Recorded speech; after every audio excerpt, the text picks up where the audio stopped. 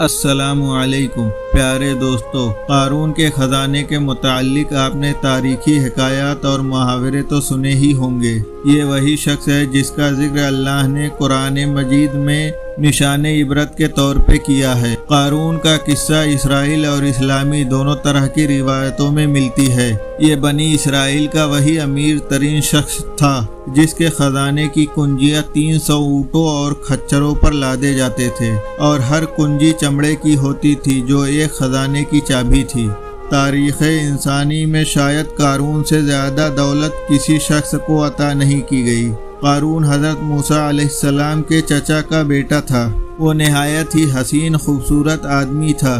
یہی وجہ تھی کہ بنی اسرائیل کے لوگ اسے منور کہا کرتے تھے۔ قارون جوانی میں اپنی قوم کا سب سے زیادہ با اخلاق نیک افراد میں شمار کیا جاتا تھا، کیونکہ اس کی پرورش موسیٰ علیہ السلام کے سائے میں ہوئی تھی۔ اس لیے وہ کتاب کا علم بھی رکھتا تھا اور اچھی آواز کا مالک تھا۔ توریت خوبصورت انداز میں تلاوت کیا کرتا تھا۔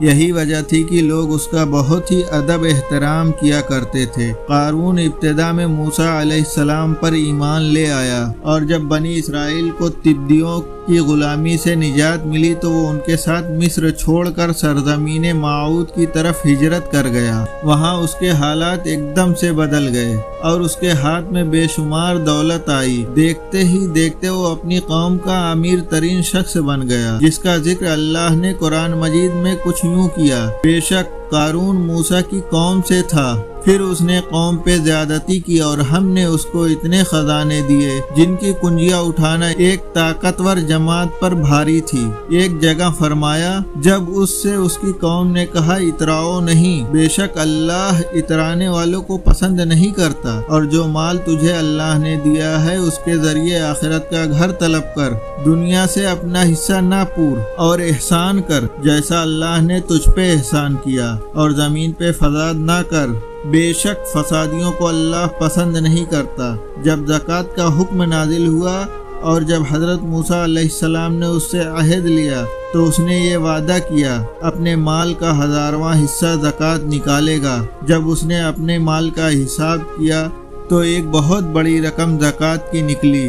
اس کے دل میں حرص اور لالچ پیدا ہو گئی اور وہ زکوٰۃ کا منکر ہو گیا۔ اس نے ایک گندی چال چلی۔ اس نے بنی اسرائیل میں سے ایک گروہ کو جو اس کے حمایتی تھے جمع کیا اور کہا، اے بنی اسرائیل، موسیٰ نے ہمیں بہت سارے امور کا حکم دیا جس پر تم لوگوں نے اس کی پیروی کی۔ اب وہ تم سے تمہارا مال بھی لینا چاہتا ہے۔ فلاں فاحشہ عورت کو لے کر آؤ تاکہ اس سے کچھ پیسے دے کر موسیٰ کو بدکار ثابت کیا جا سکے۔ قارون نے اپنی قوم کے لوگوں کو جمع کیا اور حضرت موسیٰ علیہ السلام سے پوچھا کہ زنا کی کیا سزا ہے۔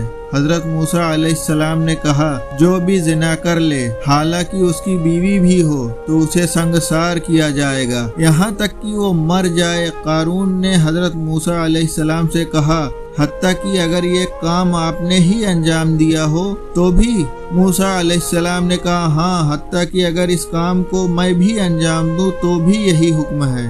قارون نے کہا، بنی اسرائیل یہ گمان کرتے ہیں آپ فلاں فاحشہ عورت سے زنا کیا ہے۔ حضرت موسیٰ علیہ السلام نے فرمایا، اس عورت کو میرے سامنے لاؤ۔ لہٰذا وہ عورت بلا لی گئی۔ آپ نے فرمایا، اے عورت، اس اللہ کی قسم جس نے بنی اسرائیل کے لیے دریا کو پھاڑ دیا اور عافیت سلامتی کے لیے دریا کو پار کرا کر فرعون سے نجات دی، سچ کہہ دے کہ واقعہ کیا ہے۔ حضرت موسیٰ علیہ السلام کے جلال سے عورت سہم کر کانپنے لگی اور اس نے مجمع عام میں صاف صاف کہہ دیا کہ اے اللہ کے نبی، قارون نے کثیر دولت دے کر آپ پر بہتان لگانے پر آمادہ کیا۔ اس وقت حضرت موسیٰ علیہ السلام نے آبدیدہ ہو کر سجدہ شکر میں گر پڑے اور حالت سجدہ آپ نے یہ دعا مانگی، یا اللہ، قارون پر اپنا قہر و غضب نازل فرما دے۔ لہٰذا وہ تمام لوگ جو قارون کے ساتھ تھے وہ اس سے جدا ہو گئے۔ موسیٰ علیہ السلام نے اللہ کے عزم سے زمین کو حکم دیا تو زمین پھٹ پڑی اور قارون اور اس کے پیروکار اس زمین میں دھنسنے لگے، اور دیکھتے ہی دیکھتے قارون، اس کا مکان، اس کا خزانہ سب اس زمین میں دھنس گیا۔ جب یہ زمین نابود ہو گئی تو زمین کا شگاف دوبارہ بند ہو گیا۔ قارون اس کی دولت کے متعلق بہت ساری حکایات نقل کی گئی ہیں، اور تا قیامت قارون اور اس کا خزانہ تمام انسانیت کے لیے نشان عبرت بنی رہے۔